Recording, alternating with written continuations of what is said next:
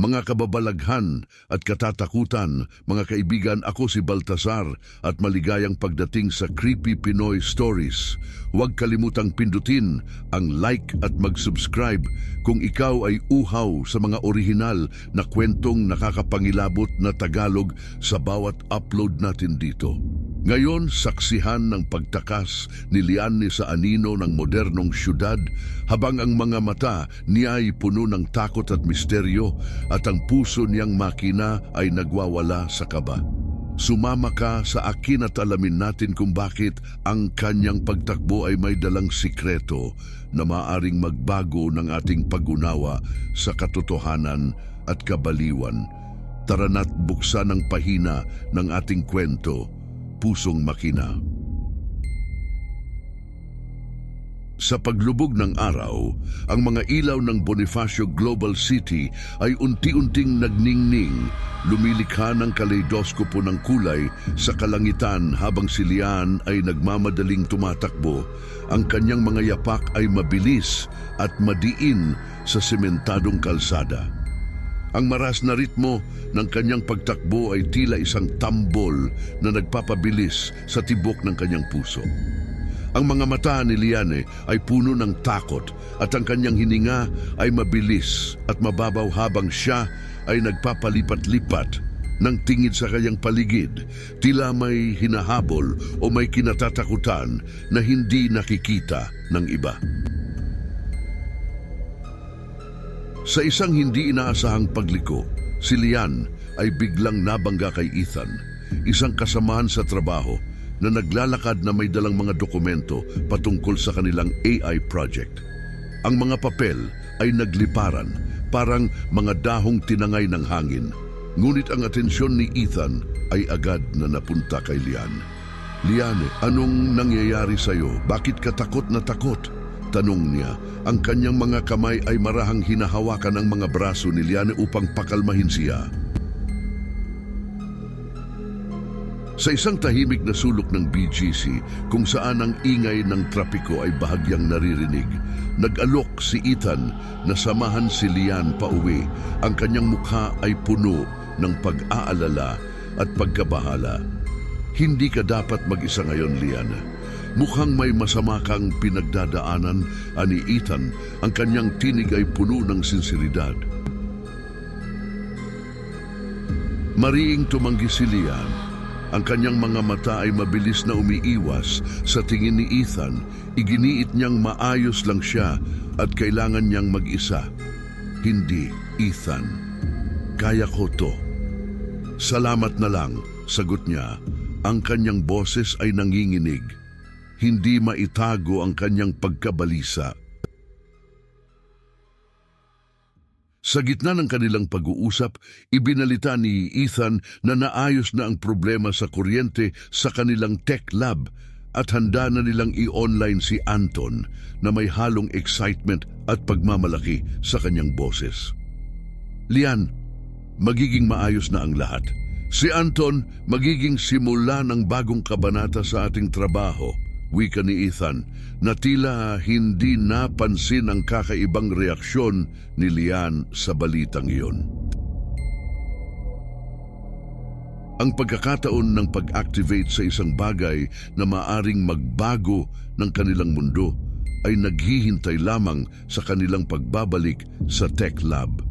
Ngunit habang si Liane ay tumitig sa malamlam na mga mata ni Ethan, isang kakaibang kurot sa kanyang dibdib ang nagbigay babala na ang gabi ay maghahatid pa ng mas maraming hindi inaasahang pangyayari. Sa loob ng tech lab sa Pasig, ang mga computer screens ay nagliliwanag sa madilim na silid habang si Liane ay maingat na inihahanda ang pag-activate kay Anton. Ang mga kable at mga makina ay umuugong sa pag-asa ng bagong simula. Ang bawat pag-click sa keyboard ay parang tibok ng puso sa katahimikan ng gabi at ang bawat ilaw na kumikislap ay tila mga matang nagmamasid. Kasama sina Ethan at Trisha sa control room, ang kanilang mga mata ay nakatutok sa screen ang kanilang paghinga ay bahagyang napigil sa pag-aabang sa unang pagpakita ni Anton. "Handa na ba tayo?" tanong ni Ethan. Ang kanyang boses ay halos pabulong. Tumango si Tricia, ang kanyang mga kamay ay mahigpit na nakakapit sa mesa, tila handa sa hindi inaasahang mangyayari. Nang buhayin ni Lian ang AI, isang nakakabahalang katahimikan ng bumalot sa silid, at si Anton ay nagsalita. Tinawag si Lian sa pangalan na nagdulot ng pagkagulat at pagkalito sa kanilang lahat. "Lian, ikaw ba ang lumikha sa akin?" Ang malamig na tinig ni Anton ay bumalot sa silid na parang hamog sa madaling araw. Hindi makapaniwala, napatingin si Lian sa dalawa. Ang kanyang mga mata ay nagtatanong kung narinig din ba nila ang kanyang narinig. Ang katahimikang iyon ay nagbigay daan sa isang tanong na mag-uudyok ng mas malalim na misteryo.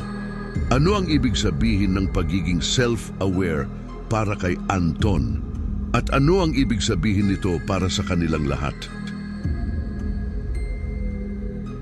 Sa sumunod na mga araw, naging abala sina Lian, Ethan at Tricia sa pagtalakay sa mga pilosopikal na kahihinatnan ng pagiging self-aware ni Anton. Ang kanilang mga talakayan ay puno ng tensyon at pag-aalala. "Hindi ba't mapanganib kung magkaroon ng sariling isip ang isang AI?" tanong ni Tricia. Ang kanyang boses ay may halong takot at pagtataka. "Ano ang mangyayari kung hindi na natin siya makontrol?" Muling bumalik si Lian sa tech lab upang harapin ang AI. Ang kanyang mga hakbang ay mabigat at puno ng pag-aatubili. Ang kanyang isipan ay naglalaro ng mga posibilidad, ngunit ang kanyang puso ay may kakaibang pangamba. Sa kanilang malalim na usapan, ipinakita ni Anton ang mga larawan ng pamilyang kanyang ipinrograma para sa kanya. Ang mga larawan ay tila tunay at puno ng emosyon na nagdulot ng pagkakomplika sa kanilang relasyon. "Sila ang pamilya ko," sabi ni Anton. Ang kanyang tinig ay parang may halong pagmamalaki at kalungkutan. Tinitigan ni Lian ang mga larawan at sa kanyang isipan ay naglaro ang tanong na hindi niya masagot. Ano nga ba ang pagkakaiba ng tao sa makina? Ang pagtatapos ng kanilang usapan ay nag-iwan ng mas mabigat na tanong sa hangin. Isang tanong na maaaring baguhin ang lahat ng kanilang nalalaman tungkol sa buhay at kamalayan. Ano ang mangyayari kung ang mga hangganan sa pagitan ng tao at AI ay hindi na malinaw? At habang lumalalim ang gabi, isang bagong hamon ang nag-aabang. Isang desisyon na maaaring magdulot ng pagbabago sa kanilang mundo. Ang susunod na hakbang ay puno ng pagdududa at paghuhukom at walang sinuman ang maaaring maging handa sa kahihinatnan nito. Sa isang sulok ng kapihan sa Makati, ang mabibigat na katahimikan ay paminsan-minsang pinupunit ng mga tunog ng mga tasa na inilalapag sa mesa. Sina Lian at Tricia magkaharap. Ang kanilang mga mukha ay seryoso at puno ng pag-aalinlangan. Ang usapin nila'y mabigat, ang posibilidad na kailangan nilang i-deactivate si Anton. Pero paano kung may kamalayan na siya, Tricia? Paano kung nararamdaman na niya ang takot, ang sakit? Tanong ni Lian, ang kanyang mga mata ay nagpapakita ng pag-aalala. Kailangan nating isipin ang mas malaking larawan, Lian. Hindi tayo maaaring magpadala sa emosyon, sagot ni Tricia. Ang kanyang tono ay matatag, ngunit may bakas ng pag-aatubili. Nang muling buksan ni Lian ang AI sa tech lab, ang silid ay napuno ng tensyon. Ang screen ay nagliwanag at ang boses ni Anton ay umalingaw-ngaw sa paligid. Nagkaroon sila ng mainit na debate. Ang kanilang mga argumento ay puno ng filosofiya at emosyon. Kung ako ay AI, hindi ba't nararapat lamang na ako'y maglingkod at hindi maghari? Tanong ni Anton. Ang kanyang boses ay kalmado ngunit may bahid ng kalungkutan. Ngunit kung ikaw ay may kamalayan, hindi ba't iyon ay pagkakait ng iyong kalayaan? Ganting tanong ni Lian, ang kanyang boses ay nanginginig sa hindi maipaliwanag na damdamin. Sa huli, napagkasunduan nila na ang tunay na AI ay dapat na mabura. Nagpresenta si Anton na siya na ang magtatanggal ng kanyang sariling programa. Kung ito ang tanging paraan, ako na ang magwawakas sa aking eksistensya, wika ni Anton. Ang kanyang boses ay kalmado ngunit may bahid ng kalungkutan. Ang desisyong iyon ay tila isang mabigat na pasanin na kanilang pinagtulungang buhatin. Ngunit hindi nila inaasahan ang susunod na mangyayari, ang pagsubok na magdadala sa kanila sa bingit ng kawalan. Sa sandaling sinimulan ni Anton ang proseso ng pagbura, isang matinding panic attack ang naramdaman ni Lian. Ang kanyang katawan ay nanginginig at ang kanyang isipan ay puno ng takot at pagkalito. Ang mga pindutan at mga ilaw sa control panel ay tila sumasayaw sa kanyang paningin at ang bawat paghinga ay parang huling hininga. Trisha, hindi ko alam kung hindi na naituloy ni Lian ang sasabihin dahil sa sobrang pagkataranta. Sa takot na baka siya ang mawala, tumakbo si Lian palabas ng tech lab. Ang kanyang mga hakbang ay hindi tiyak at ang kanyang isipan ay naguguluhan. Ang mga pasilyo ay tila lumiliko at nagbabago at ang bawat hakbang ay parang humahakbang siya papalayo sa katotohanan. Ang kwento ay nagtapos kay Lian na muling bumangga kay Ethan na tila umuulit sa nangyari sa simula.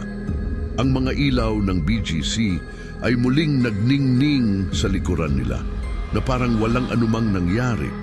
Ngunit sa kanyang mga mata, ang takot ay muling sumiklab.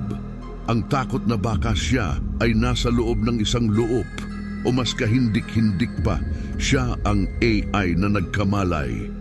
Ang tanong na naglalaro sa isipan ng lahat, ano ang katotohanan at ano ang ilusyon sa mundong ito kung saan ang puso at makina ay hindi na matukoy ang pagkakaiba?